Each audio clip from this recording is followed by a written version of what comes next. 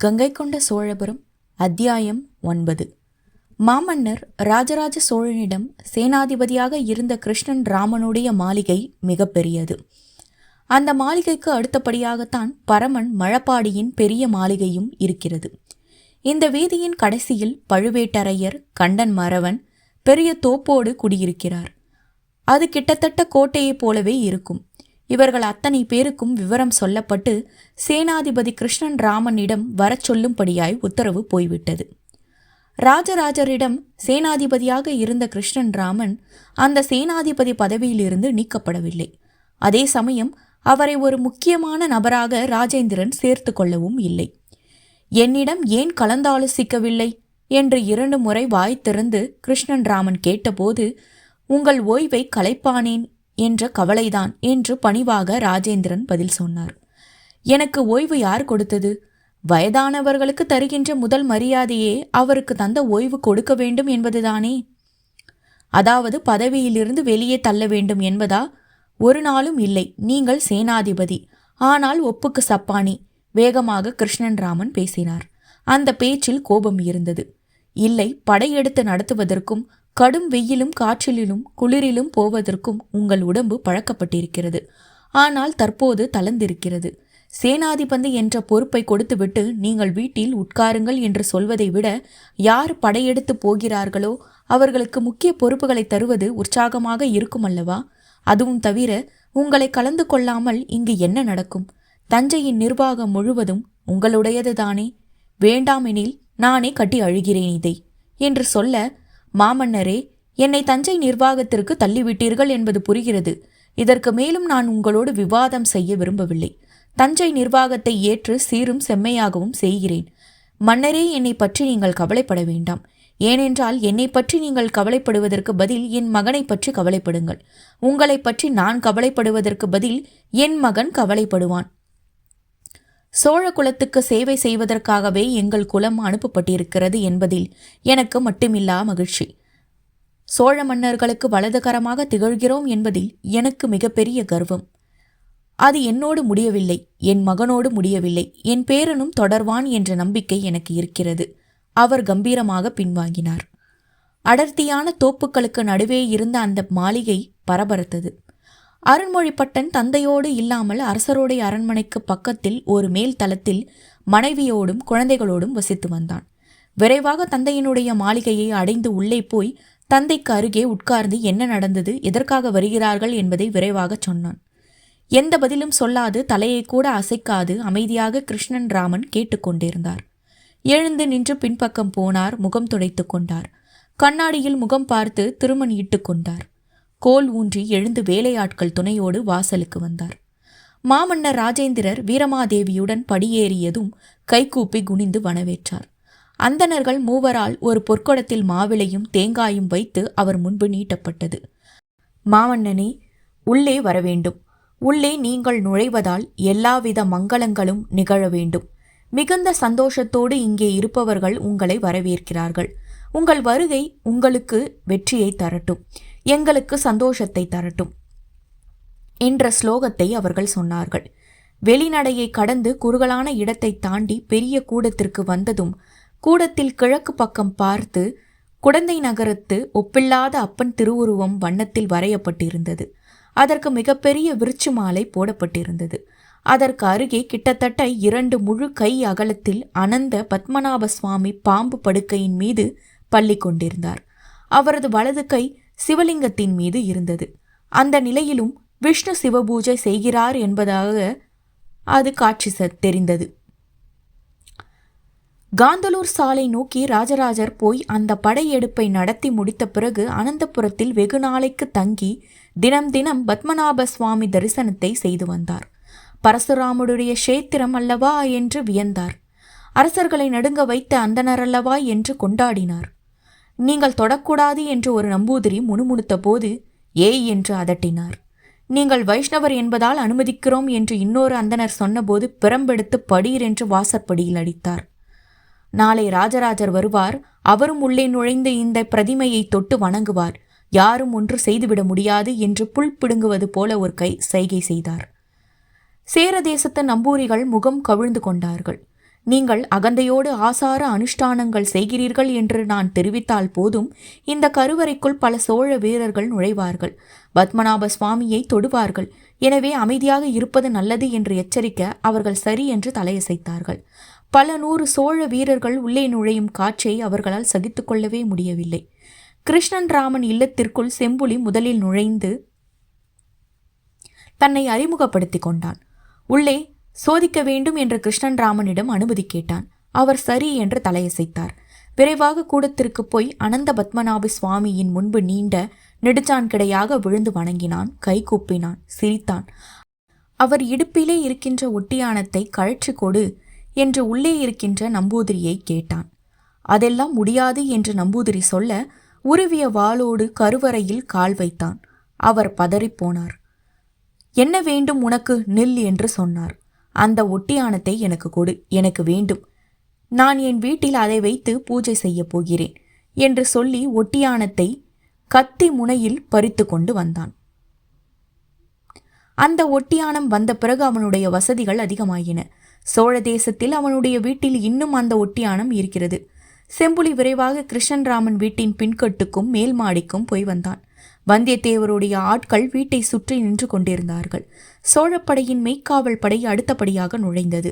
செம்புலி அதன் தலைவருக்கு விஷயம் சொல்ல, அவர் கட்டளையிட அந்த வீட்டின் உட்புறமாக அவர்கள் நின்று கொண்டார்கள்.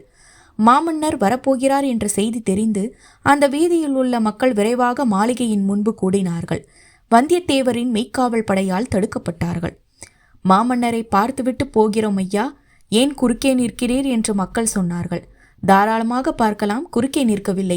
ஆனால் அருகே போய் நின்றுவிடக்கூடாது என்பதற்காகத்தான் உங்களை எச்சரிக்கிறேன். இந்த இடம் விட்டு ஒரு அடி முன்னே வந்தால் கூட நான் உங்களை தாக்கக்கூடும் என்று ஒரு வீரர் பலமாக எச்சரித்தார். பரமன் மழப்பாடையும் பழுவேட்டியார் கண்ட மறவனும் உள்ளே நுழைந்தார்கள். அவர்கள் படி ஏறியதும் அரண்மனை வளாகத்தில் குடியிருக்கின்ற அரையன் ராஜராஜன் தன்னுடைய சிறிய குதிரைப்படையுடன் மாளிகையின் வாசலுக்குள் வந்திறங்கினார். குதிரைகள் காவல் வீரர்களிடம் ஒப்படைத்தார். மேலே போர்த்தியிருந்த போர்வரை விலக்கி இடுப்பில் கட்டிக்கொண்டு காலணிகளை வாசலில் வைத்துவிட்டு கைகூப்பிய வண்ணன் மரியாதையாக உள்ளே நுழைந்தார். கிருஷ்ணன் ராமனுக்கு அருகே போய் குனிந்து தன்னை அறிமுகம் செய்து கொண்டார். நன்றாக தெரியும், இதென்ன புதிய அறிமுகம் என்று சொல்ல நெடுஞ்சான்கிடையாக காலில் விழுந்து வணங்கினார். தீர்காயுஷ்மான் பவ, ஜெயதேவி உன் முகத்திலே குடியிருக்கிறான். சாகத்த உபசாகம் செய்யும் எவரும் உன் நெற்றியை பார்த்து நீ ஜெயிக்கவே பிறந்தவன் என்று சொல்லிவிடுவார்கள். ஆனால் நீங்கள் வைஷ்ணவர் அல்லவா? ஆமாம், பிறப்பால் வைஷ்ணவன், வேலை செய்வது சைவர்களிடத்தில். ஆனால் உள்ளுக்குள் சாக்த உபாசகன். எதனால் சாக்த உபாசகத்தை நீங்கள் மேற்கொண்டீர்கள்? செய் அல்லது செத்துமடி என்று சொல்வது சாக்த உபாசகம். அது எளிதல்ல, கடினமான பயிற்சிகளை உடையது. எந்நேரமும் ஜபத்தில் திளைத்திருக்க வேண்டும் என்று சொல்வது. மனைவியை புணரும்போது கூட ஜபம் செய்ய வேண்டும் என்று சாக்த மதம் உபதேசிக்கிறது. ஜபத்தினுடைய வலிமையால்தான் மனம் ஒருமைப்படும். மனம் ஒருமைப்பட ஜபத்திற்கு பிரயோகம் ஏற்படும். ஜபத்திற்கு பிரயோகம் ஏற்பட்டால் வெற்றி என்பது வெகு நிச்சயம். அந்த வெற்றி உலகாய வெற்றியாக இருக்கலாம், கடவுளை வெற்றி கொள்வதாகவும் இருக்கலாம். கடவுளை வெற்றி கொள்வதா? முடியுமா? உண்மையான பக்தன் வந்து சொடுக்கினால் கடவுள் வந்து நிற்க வேண்டியதுதான். ஆனால் சொடுக்க தெரிந்திருக்க வேண்டும். அதை சாக்தம் கற்றுக் கொடுக்கும். எனது சிற்றறிவிற்கு இது பெரிய விஷயம் இல்லை. உமக்குள் ஒரு நாள் புரியும். அதனால்தான் இப்போது இந்த பேச்சை எடுத்தேன். போய் அமர்ந்து கொள். அடே, குடிக்க தாகசாந்திக்கு ஏதாவது கொடு என்று உத்தரவிட்டார்.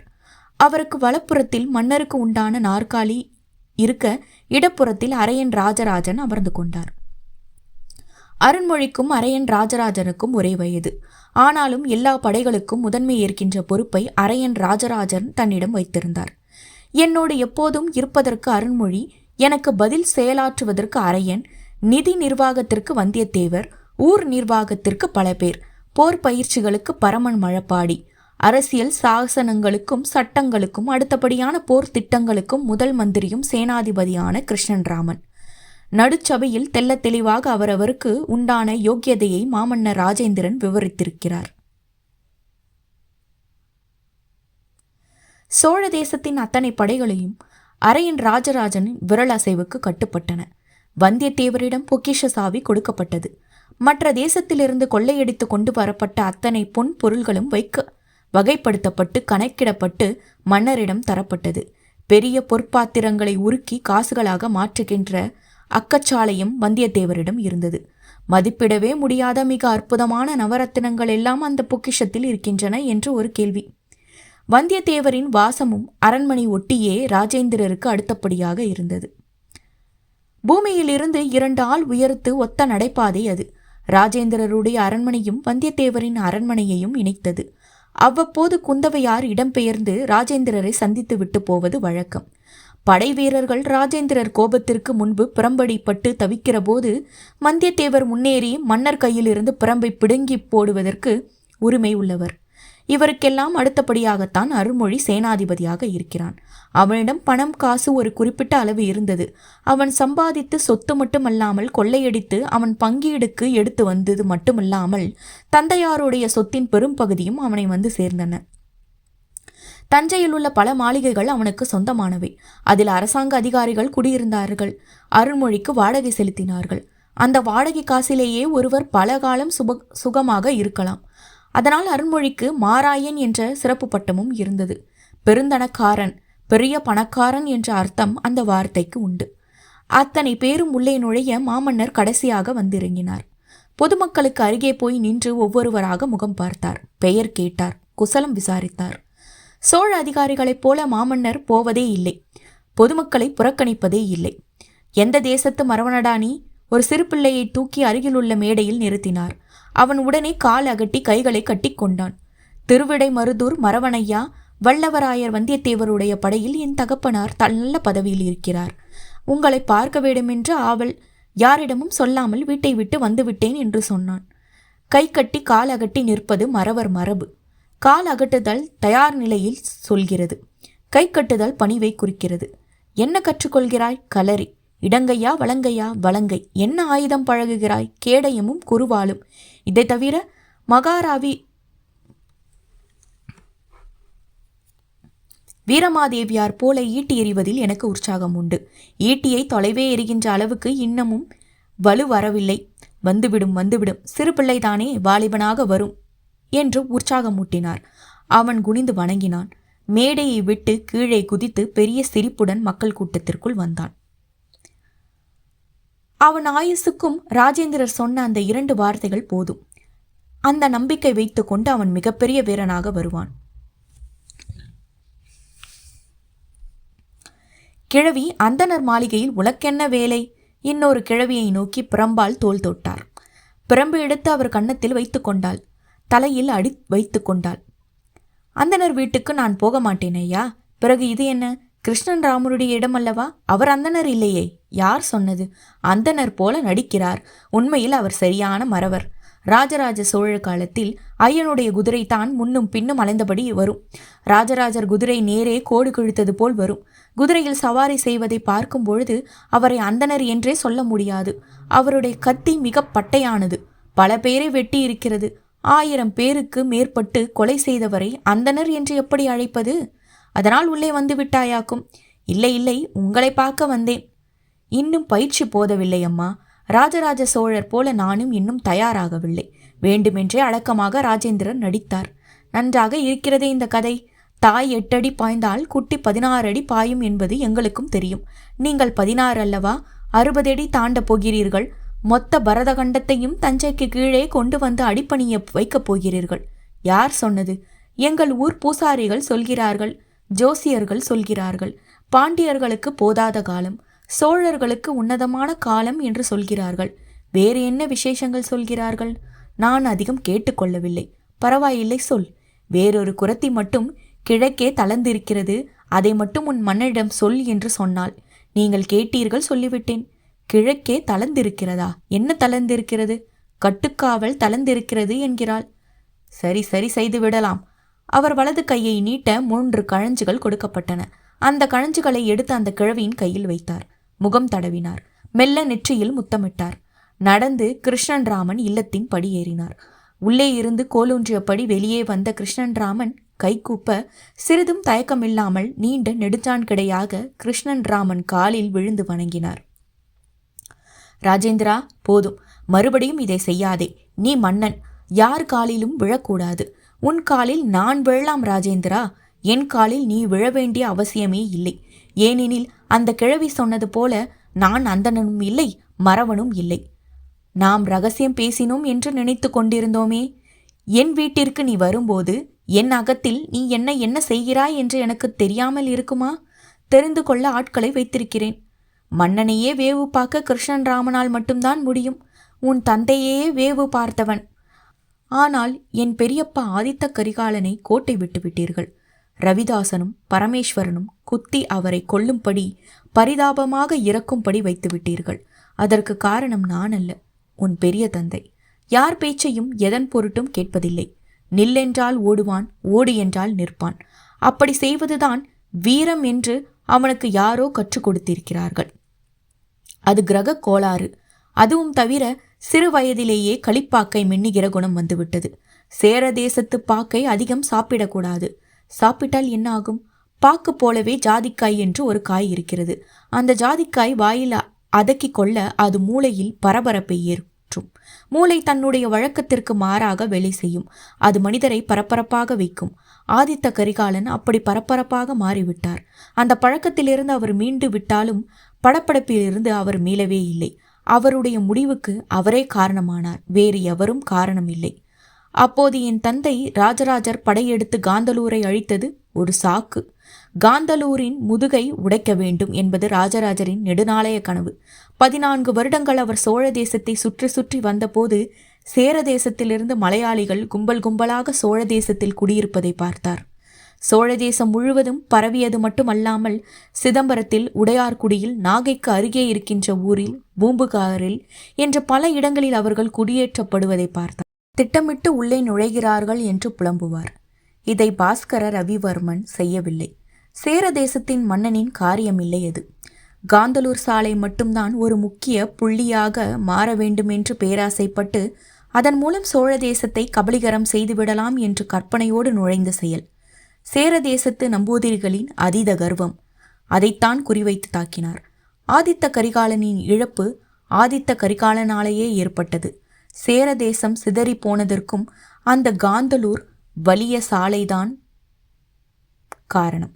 அதை நிர்வகித்து வந்த நம்பூதிரிகள்தான் காரணம். வாள் எடுத்த அந்த அந்தணர் குழு காரணம். இப்பொழுது அங்கே என்ன நடக்கிறது தெரியுமா? வாள் எடுத்த அந்தணனை ஜாதியிலிருந்து விலக்கிவிட்டார்கள்.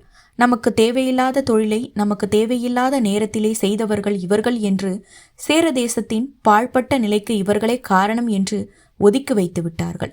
ஒதுக்கி வைத்த பிறகும் அவர்தான் ஆட்டம் அடங்கவில்லை. நீ போய்த்தான் முற்றிலுமாக அடக்கினாய். இப்பொழுது அத்தனை நம்பூதிரிகளும் மேலை சாளுக்கியத்தில் இருப்பதாக கேள்வி. இருக்கட்டும், எங்கிருந்தாலும் உதை வாங்கப் போவது நிச்சயம். உங்களுக்கு ஒரு தொந்தரவு தரப்போகிறேன். இந்த இடத்தில் அரச சபையை கூட்டப் போகிறேன். இது உன்னுடைய இடம். எப்படி வேண்டுமானாலும், எப்பொழுது வேண்டுமானாலும், என்ன வேண்டுமானாலும் நிகழ்த்தி கொள்ளலாம். ஏன் அரண்மனையை விட்டு இங்கு வந்துவிட்டாய், நான் தெரிந்து கொள்ளலாமா? பணிவாக கேட்டார். என் அரண்மனை வேவு பார்க்கப்படுகிறதோ என்ற சந்தேகம் இருக்கிறது. மேலை சாளுக்கியம் படையெடுப்புக்கு தயாராக இருக்கிற பொழுது வெகு நிச்சயமாக ஆட்களை ஊடுருவி அரண்மனைக்குள் அனுப்பியிருப்பார்கள். அரண்மனையில் நடமாட்டம் அதிகமாகிவிட்டது. குந்தவையார் ஒரு பக்கம், மாதேவடியார் ஒரு பக்கம், சிற்றன்னைகள் ஒரு பக்கம் என்று குடியிருக்க அவர்களை தேடி வரவும் அவர்களுக்கு வைத்தியம் செய்யவும் ஆட்கள் வந்து புழங்கி கொண்டிருக்கிறார்கள். அரண்மனை அவ்வளவு ரகசியமான இடமாக இல்லை, மிக திறந்த வெளியாக இருக்கிறது. அதுவும் ஒரு காரணமோ? என்ன அதுவும் ஒரு காரணமோ என்றால், நீ இடம் பெயர போவதாக பேசிக் கொள்கிறார்கள். ஜெயம் கொண்டத்திற்கு நகரப்போவதாக சொல்கிறார்கள். அதுவும் ஒரு காரணமோ? ஆமாம், அதுவும் ஒரு காரணம். யாரை வெளியேற சொல்ல முடியும்? யாரை ஆட்களை உள்ளே அனுப்புவதாக என்று சொல்ல முடியும்? எனவே இந்த இடத்தை ராஜராஜருடைய மனைவியருக்கு கொடுத்துவிட்டு நல்ல காவல்களை ஏற்படுத்திவிட்டு நான் இன்னும் வடக்கு நோக்கி நகரலாம் என்றிருக்கிறேன். இது மட்டும்தான் காரணமா? இன்னொன்றும் இருக்கிறது ஐயன். சொல், என்ன இருக்கிறது? இப்பொழுது சோழ தேசத்துக்கு ஆபத்து வடக்கே இருந்துதான் இருக்கிறது. பாண்டியர்களின் முழங்காலை உடைத்து விட்டேன். சேரர்களை சர்வநாசம் செய்துவிட்டேன். சிங்களவர்கள் எந்த காரணம் கொண்டும் படையெடுத்து வரமாட்டார்கள். வடக்கே கீழை சாளுக்கியத்தை மேலை சாளுக்கியம் ஆட்டி படைத்து கொண்டிருக்கிறது. கீழை சாளுக்கியம் இன்னும் நம்மை நம்பிக்கொண்டிருக்கிறது. கீழை சாளுக்கியத்தை பாதுகாக்க வேண்டுமென்றால் நான் இன்னும் சற்று ஒரு நாள் தொலைவில் அவர்களுக்கு அருகே இருக்க வேண்டும். குதிரை ஏறினால் எசாலம், எண்ணாயிரம் வழியாக நான் திருவொற்றியூரை அடைந்து கீழை சாளுக்கியத்திற்கு போய்விட முடியும். பெரும் கோட்டையும் உள்ளுக்குள் நகரமாக கட்டியிருக்கிறேன். மிகச் சிறந்த கோயில் ஒன்றை நிர்வாணிக்க எண்ணம் கொண்டிருக்கிறேன். ஐயன் வந்து அங்கு குடியேற வேண்டும். ஆஹா, அவசியம் வருகிறேன். சொன்ன வேகத்திலேயே அது மிகப்பெரிய மறுதளிப்பு என்று ராஜேந்திரருக்கு புரிந்தது. அவர்கள் உள்ளே நுழைந்தார்கள். அவரவர் ஆசனத்தில் அமர்ந்தார்கள். வெள்ளம் கலந்த கடலை பருப்பு பாயாசம் கொடுக்கப்பட்டது. மன்னர் எதிரே சேரதேசத்து முந்திரி பருப்புகள் வைக்கப்பட்டன. மற்றவர்களிடம் நீட்டிய போது வேண்டாம் என்று மறுதளித்து விட்டார்கள். இன்னும் கொஞ்சம் கடலை பருப்பு பாயாசம் வேண்டும் என்று வந்தியத்தேவர் கேட்டு வாங்கி கொண்டார். அரசருடைய தங்கை குந்தவையின் நிலைமை அங்கு உள்ளவர்களுக்கு அடிக்குரலில் சொல்லப்பட்டது. எல்லோரும் காது கொடுத்து கவனமாக கேட்டுக்கொண்டார்கள். விமலாதித்தனுடைய நிலைமை என்ன பரமன் மழப்பாடி அவசரமாக கேட்டார். தெரியவில்லை. இந்நேரம் தெரிந்திருக்க வேண்டும். ஆதரவாகவும் இல்லை, எதிர்ப்பாகவும் இல்லை. அப்படித்தான் இருக்க முடியும். நீங்கள் என்ன செய்வதாக உத்தேசம்? நீங்கள் சொல்லுங்கள், என்ன செய்யலாம் என்று. உடனடியாக படையெடுப்பு நடத்துவோம். வெகு நாளாகவே எகிரிக் கொண்டிருக்கிறார்கள். கங்க தேசத்திலோ ராஷ்டிரகூடத்திலோ கால் வைக்க முடியாது என்பதால் மேலை சாளுக்கியத்து ஆட்கள் கீழே சாளுக்கியத்தில் இறங்கி அங்கே இருந்து இந்த பக்கம் திரும்ப நினைக்கிறார்கள். இதை நிச்சயம் முறியடைப்போம். உங்களுடைய எண்ணம் என்ன ஐயன் என்று பணிவாக ராஜேந்திரர் கிருஷ்ணன் ராமனை நோக்கி கேட்டார். படையெடுப்பு எளிது. நம் படை அங்கு போய் சேருவதற்கு முன்பு கைது செய்தவர்களுக்கு ஏதேனும் ஆபத்து வந்துவிட்டால், அவர்களை வெட்டி எறிந்துவிட்டால் என்ன செய்வது? எனவே உடனடி படையெடுப்பு என்பதை நான் ஆதரிக்கவில்லை. அரையன் ராஜராஜன், நீ என்ன சொல்கிறாய்? நான் ஒரு 100 வீரர்களோடு போய் இரவோடு இரவாக அவர்களுடைய மாளிகையை தாக்கி அவர்கள் 2 பேரையும் எடுத்துக்கொண்டு நான் இந்த பக்கம் வந்து விடுகிறேன். வருவதற்கு குந்தவை விரும்பவில்லையெனில் கயிறு கட்டி எடுத்து வர வேண்டியதுதான். நல்ல யோசனை. ஆனால் நீர் போகக்கூடாது. வேறு யார் போக வேண்டும்? அதையும் யோசிக்க வேண்டும். அடிக்குரலில் மன்னர் பேசினார். இன்னொரு பிரச்சனையும் உங்கள் வீட்டு வாசலில் வந்து நிற்கிறது மன்னா. கிருஷ்ணன் ராமன் சொல்ல என்ன என்பது போல் பார்த்தார். உங்களிடம் நேரே வர பயந்து என்னிடம் வந்திருக்கிறார்கள். யார்? சோழ தேசத்து வணிகர்கள், நானாதேசிகள். என்னவாம்? ஸ்ரீவிஜயத்தில் அவர்களை கடுமையாக தாக்கி மிக மோசமாக தண்டித்து இருக்கிறார்கள். யார்? ஸ்ரீவிஜயத்து படைகள். எதனால்? சோழ தேசம் எங்களுக்கு அடங்கியது. எனவே நாங்கள் இல்லாது சீன தேசத்தினர் சோழ தேசத்தினரோடு வியாபாரம் செய்யக்கூடாது. நடுவே எங்களை தாண்டித்தான் போக வேண்டும், எங்கள் மூலமாகத்தான் போக வேண்டும் என்று சொல்ல அவர்கள் முறைத்திருக்கிறார்கள். பிறகு சோழ தேசத்தினர் சரி என்று சொல்லியிருக்கிறார்கள். அடடே! ஆக சீன தேசத்து வணிகர்களை பயமுறுத்த அந்த வணிகத்தை நடத்திவிட்டு சோழ மரக்கலன்கள் கிளம்பியவுடன் அதை சுற்றி கொண்டு தீக்கிரக்கியாக்கி அங்குள்ளவர்களை அடித்து இனிமேல் இந்த பக்கம் வராதே, நாங்கள் சொல்கிற வரைக்கும் இங்கு வரக்கூடாது, அதுதான் சீனனுக்கு தண்டனை என்று சொல்லியிருக்கிறார்கள். அதே சமயம் சோழர்களை கடுமையாக தண்டித்திருக்கிறார்கள். நமது நானாதேசிகருக்கு என்ன செய்வதென்று தெரியவில்லை. என்ன விதமான தண்டனை? கொஞ்சம் கொடுமையாக இருக்கிறது. சொல்லுங்கள். 2 உள்ளங்கைகளையும் கத்தியால் செதுக்கி ஒன்றாக வைத்து கை கூப்பும்படி கட்டிவிடுகிறார்கள். 20 நாள் 25 நாள் அப்படியே கட்டு போட்டு விடுகிறார்கள். பிறகு கட்டை பிரித்து பார்த்தால் கைகளை விளக்க முடியவில்லை. 2 தோளும் ஒன்றோடு ஒன்றாக ஒட்டிக்கொண்டு வளர்ந்து விடுகிறது. அப்படி வளர்ந்து விடும்படியான மருந்தும் அவர்கள் அதில் தடவி விடுகிறார்கள். ஆக ஆயுதம் எடுக்க முடியாமல், படகு செலுத்த முடியாமல், மூட்டை தூக்க முடியாமல், மூட்டை இறக்க முடியாமல் அந்த வணிகர்கள் கையாகவே இருக்கிறார்கள். எங்கே அந்த வணிகர்கள்? என் வீட்டு வாசலில் இருக்கிறார்கள். ஏன் என்னை நேரே வந்து சந்திக்கவில்லை?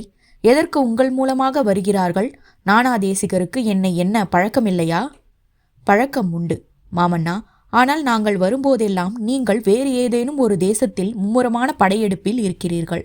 அதனால்தான் நான் இங்குள்ளவர்களிடம் தெரிவித்தேன். கூப்பியபடியே இருக்கிறதா? ஆமாம். எங்கே துணியை விளக்கு?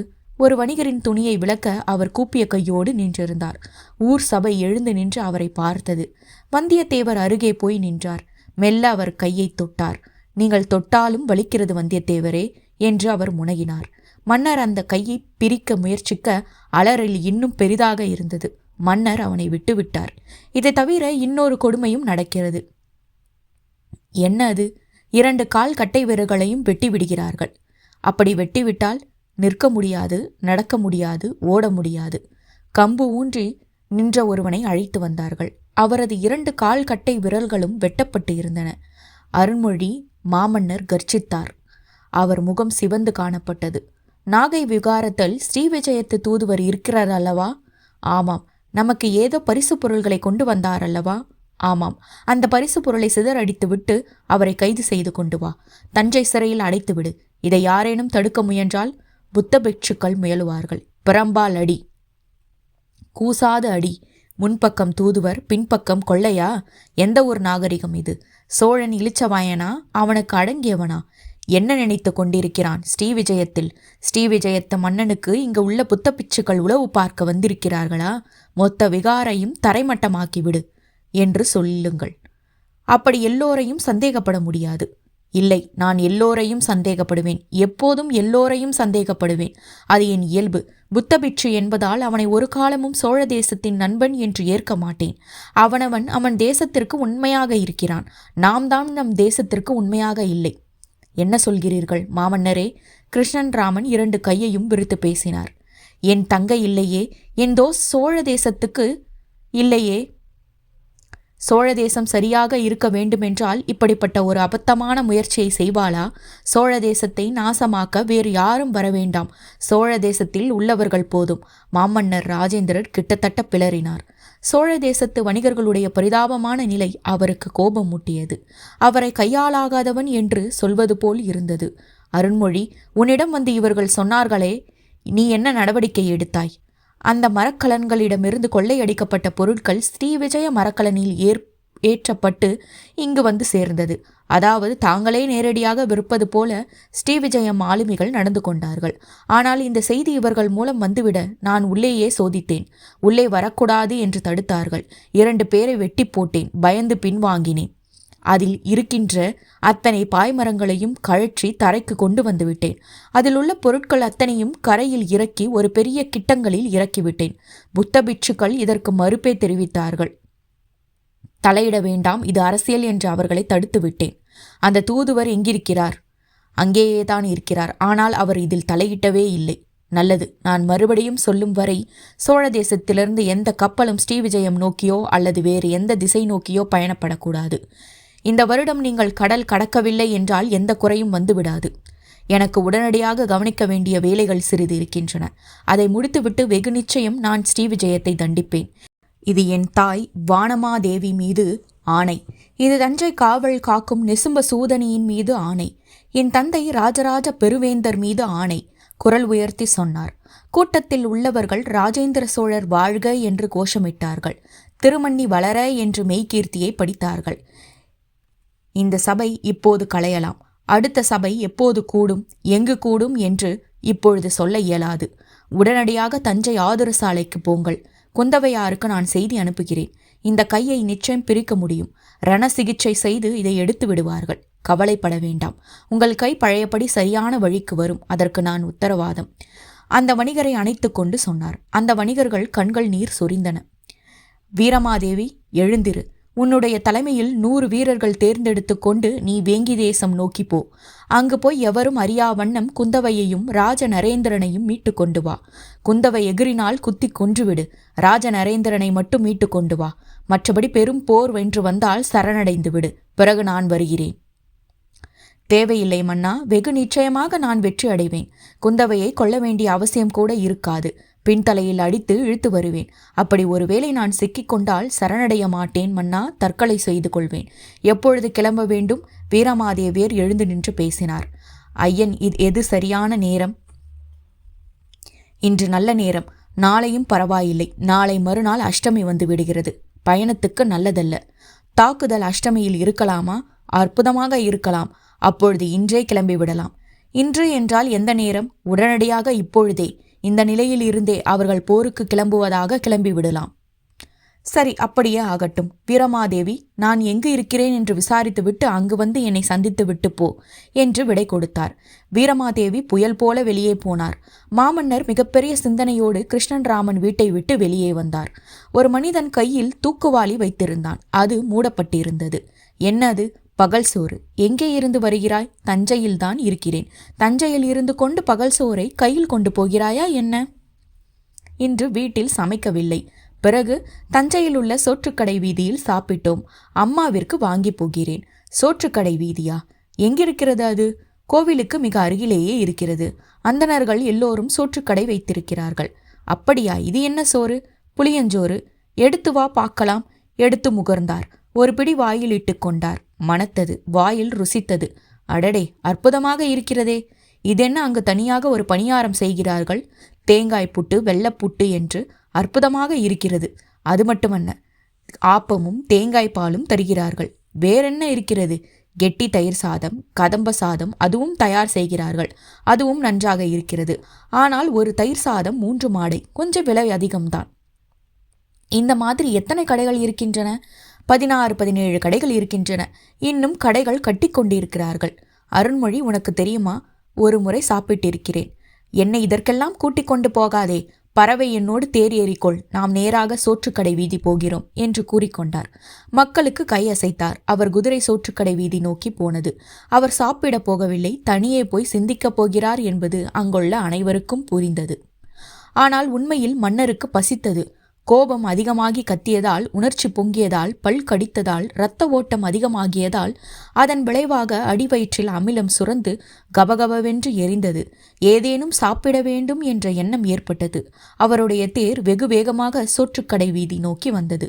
ஒரு மாமன்னர் தனது மனைவியுடன் அந்த வீதிக்குள் நுழைவார் என்று அந்த வீதியில் உள்ள அந்தணர்கள் நினைக்கவே இல்லை. அடுத்த அத்தியாயத்தை அடுத்த பதிவில் பார்க்கலாம். நன்றி.